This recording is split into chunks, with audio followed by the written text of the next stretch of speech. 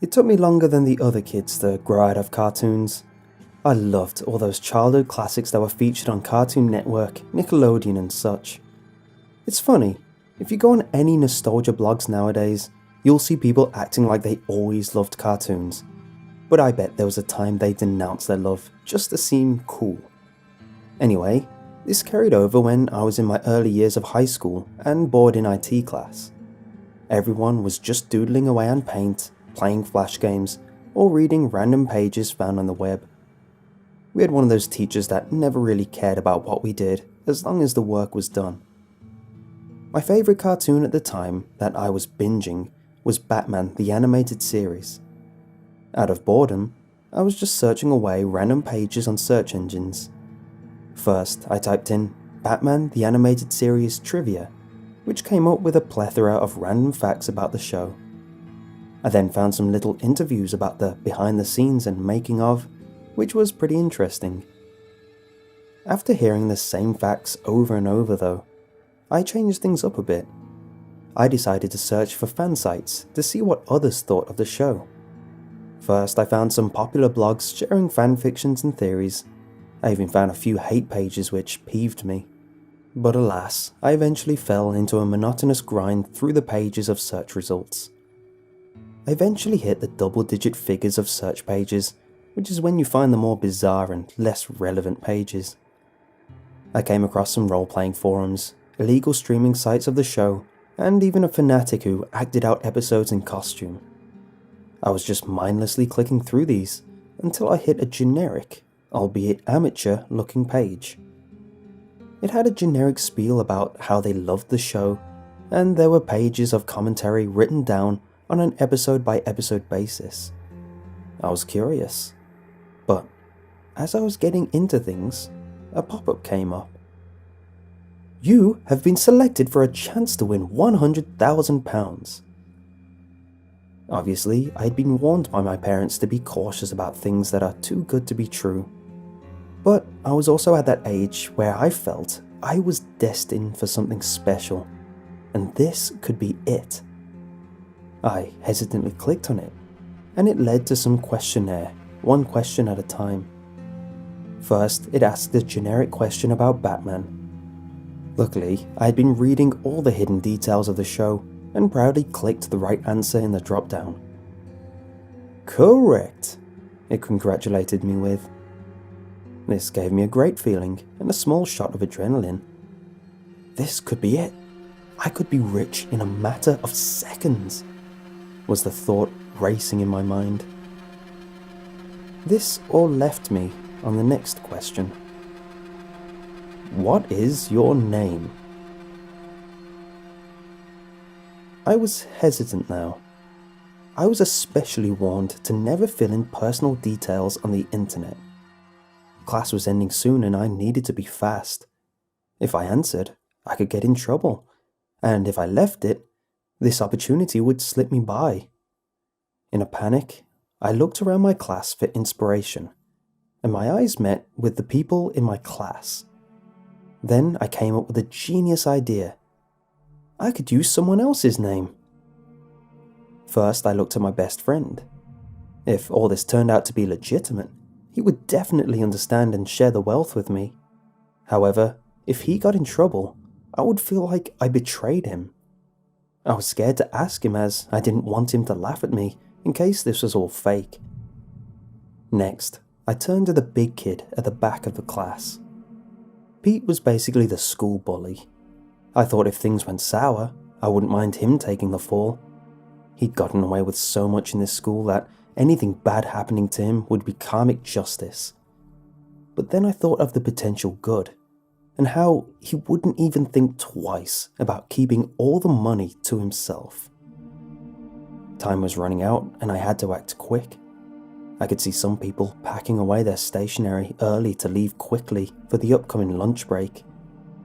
Then, the perfect idea hit me. Dexter. He was basically the class nerd. This name didn't help him, leaving him the most cliché nickname, Point Dexter. He was weak-willed, easily pushed around.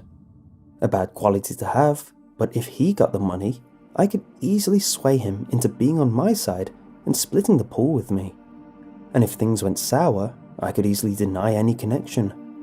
I didn't really have much connection with him, and I wasn't that type of kid, so no one would suspect me. It was the perfect choice. I quickly typed in his name, which led to a box for his address.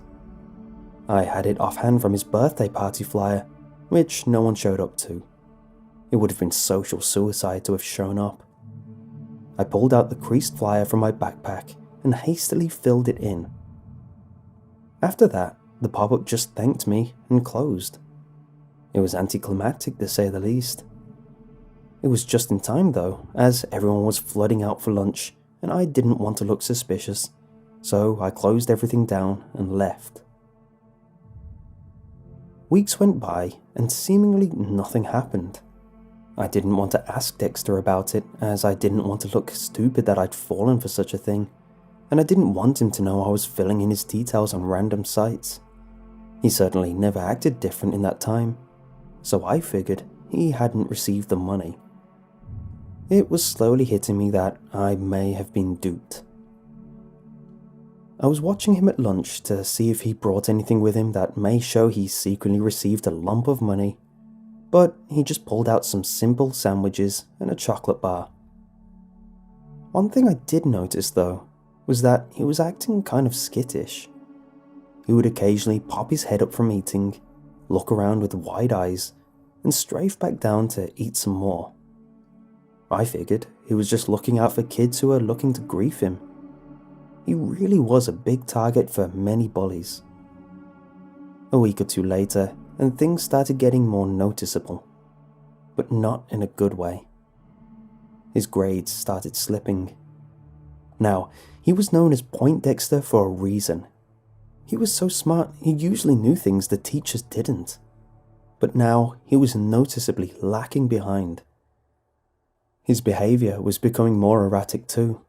He would sometimes lash out at other kids if they walked too close to him and caught him off guard. He would start screaming, seemingly at random. This started to distress the other kids, me included, and Dexter had to be sent out every so often to calm him down. I started to feel like this was my fault. I mean, I put together that this all started after I filled in his details on that pop-up. I nonchalantly brought this up to my mom. The behavior, not the pop-up. And she gave me an interesting explanation. As lightly as possible, she told me he's a little special.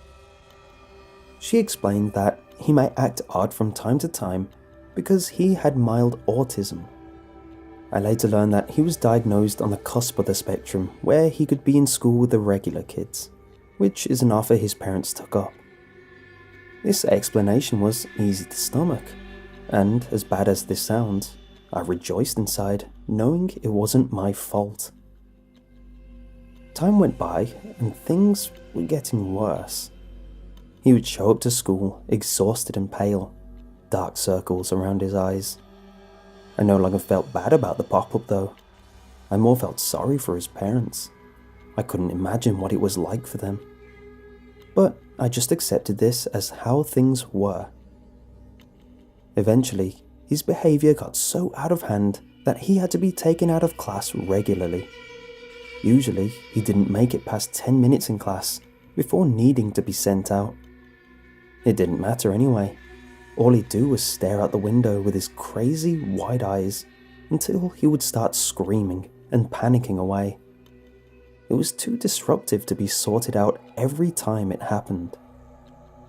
It wasn't long until he stopped showing up completely. I asked my parents about it, and they were oddly quiet about it. I asked the other kids, but they said they had a similar response from their parents. We were simply constantly told not to worry. A week later, and more inquiries, all the parents, seemingly at the same time, all started telling us that they simply moved Dexter to a special needs school which could accommodate his condition. Some of the other kids didn't believe their parents, but it was spread enough that it was eventually settled as truth. Now, the reason I'm telling you all this is because of what I found out recently. I found out what really happened. He didn't move. He was kidnapped.